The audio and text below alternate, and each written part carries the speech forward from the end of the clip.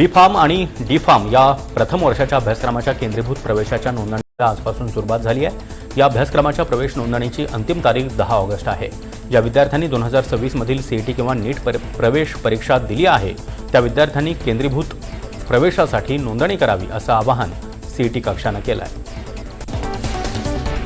आजपासून अनेक नियमांमध्ये बदल होत आहेत। एलपीजी सिलेंडरचे दर, रेल्वेचं तात्काळ तिकीट बुकिंग, बँकिंग सेवांचं शुल्क आणि ई-केवायसी 2.0 यांसारख्या महत्त्वाच्या नियमात बदल झाले आहेत। या बदलांमुळे दैनंदिन व्यवहारांवर आणि सर्वसामान्यांच्या खिशावर देखील थेट परिणाम होणार आहे।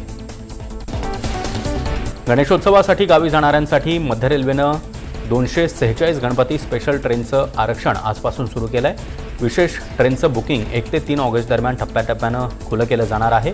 त्यामुळे अनेकांनी शुक्रवारपासूनच दादर, ठाणे, कल्याण या प्रमुख रेल्वे स्थानकांमधील तिकीट खिडक्यांवर रांगा लावल्या।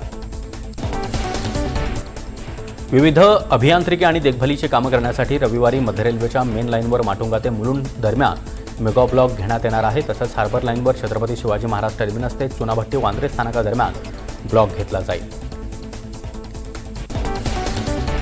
बी फार्म आणि डी फार्म या प्रथम वर्षाच्या अभ्यासक्रमाच्या केंद्रीभूत प्रवेशाच्या नोंदणीला आजपासून सुरुवात झाली आहे। या अभ्यासक्रमाच्या प्रवेश नोंदणीची अंतिम तारीख 10 ऑगस्ट आहे। आजपासून अनेक नियमांमध्ये बदल होत आहेत। एलपीजी सिलेंडरचे दर, रेल्वेचं तात्काळ तिकीट बुकिंग सेवांचं शुल्क आणि यांसारख्या महत्त्वाच्या नियमात बदल झाले आहेत। गणेशोत्सवासाठी गावी जाणाऱ्यांसाठी मध्य रेल्वे प्रशासनानं 246 गणपती स्पेशल ट्रेनचं आरक्षण आजपासून सुरू केलं आहे। छत्रपती संभाजीनगर महापालिकेनं भाजपच्या 7 आणि एमआयएमच्या 16 अशा 23 नगरसेवकांना अपात्रतेच्या नोटिसा बजावल्या।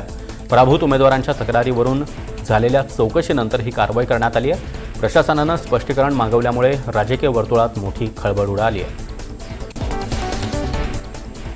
नाशिकच्या पश्चिम पट्ट्यामध्ये सुरू असलेल्या मुसळधार पावसामुळे नदीला पूर आला। याचा फटका बसून सुरगाणा आणि पेठ तालुक्यांना जोडणाऱ्या उंबरणे आणि झरी गावादरम्यानच्या पुलाचा भराव वाहून गेलाय। त्यामुळे वाहन चालक आणि दुचाकीस्वारांना जीव मुठीत घेऊन धोकादायक प्रवास करावा लागतोय। अमरावती जिल्ह्यातील मोर्शी तालुक्यातील हिवरखेड महसूल मंडळामध्ये झालेल्या अतिवृष्टीमुळे संत्रा उत्पादक शेतकऱ्यांचं मोठं नुकसान झालंय। या भागात मुसळधार पावसामुळे बागांमध्ये पाणी साचलं। आंबिया, बहार, संत्र्याला मोठ्या प्रमाणावर फळगळ सुरू झाली आहे। झाडांच्या मुळावर देखील विपरीत परिणाम होण्याची भीती व्यक्त केली जाते। अमरावतीच्या नांदगाव खंडेश्वर तालुक्यामध्ये झालेल्या मुसळधार पावसामुळे मोठं नुकसान झालंय।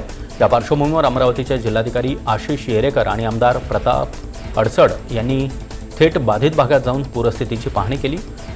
धामक परिसरामध्ये पावसाच्या मुसळधार माऱ्यामुळे अनेक घरांची पडझड झाली आहे। शेतामध्ये पुराचं पाणी शिरलंय, त्यामुळे पिकांचंही मोठं नुकसान झालंय। नाशिकच्या दिंडोरी तालुक्यामध्ये सुरू असलेल्या दमदार पावसामुळे ओझरखेड धरण 100% भरलंय। धरणाच्या सांडव्यातून पाण्याचा विसर्ग सुरू करण्यात आलाय। या धरणामुळे चांदवड आणि येवला तालुक्यातील गावांचा पिण्याचा पाण्याचा प्रश्न सुटलाय। त्यामुळे शेतकऱ्यांनी समाधान व्यक्त केलंय। आठवड्याभरापासून एनडीटीव्ही मराठीनं लावून धरलेल्या नाशिक शहरातील खड्ड्यांचा प्रश्न आता चांगलाच पेटलाय। आता या रस्त्यांच्या दुरवस्थेबाबत कायदेशीर लढाई देखील सुरू झाली आहे। नाशिकच्या वकील सुयोग शहा यांनी नाशिक पोलिसात तक्रार नोंदवत नाशिक महापालिका आयुक्त, शहर अभियंता, कंत्राटदार, स्मार्ट सिटीचे सीईओ यांना जबाबदार धरून त्यांच्यावर गुन्हे दाखल करत कारवाईची मागणी केली आहे। राज्यातील सर्व जिल्ह्यांना अलर्ट देण्यात आलाय। विदर्भ आणि मराठवाड्यातील काही जिल्ह्यांना अतिमुसळधार पावसाचा ऑरेंज अलर्ट देण्यात आलाय, तर पश्चिम महाराष्ट्र, उत्तर आणि मध्य महाराष्ट्रामध्ये येलो अलर्ट जारी करण्यात आलाय। मराठवाड्यातील काही जिल्ह्यांमध्ये हलका ते मध्यम स्वरूपाचा पाऊस पडण्याची शक्यता देखील वर्तवण्यात आली आहे। नाशिकमध्ये खड्ड्यांच्या मुद्द्यावरून तरुणाई देखील संतप्त झाली आहे। सोशल मीडियावर रील्स बनवत खड्ड्यांबाबत महापालिका कारभाराविरोधात नाराजी व्यक्त केली जाते। दरम्यान 2 तरुणांनी खड्ड्यांचं केलेले उखाणे चांगलेच व्हायरल होत आहेत। शहर खड्डेमुक्त करण्याची मागणी यातून करण्यात येते। नाशिकच्या चांदवड तालुक्यातील राजदरेवाडी आणि इंद्राईवाडी डोंगर रांगांवर मुसळधार पावसामुळे सर्वच धबधबे आता प्रवाहित झालेत। नदी नाले दुथडी भरून वाहू लागले। डोंगरांनी हिरवा शालू पांघरलाय आणि ढग थेट डोंगरावर उतरल्यामुळे इथलं निसर्ग सौंदर्यही अधिकच खुलून आलंय। नाशिकच्या पश्चिम पट्ट्यामध्ये सुरू असलेल्या मुसळधार पावसामुळे उत्तर महाराष्ट्रातील सर्वात मोठं गिरणा धरण आता भरलंय।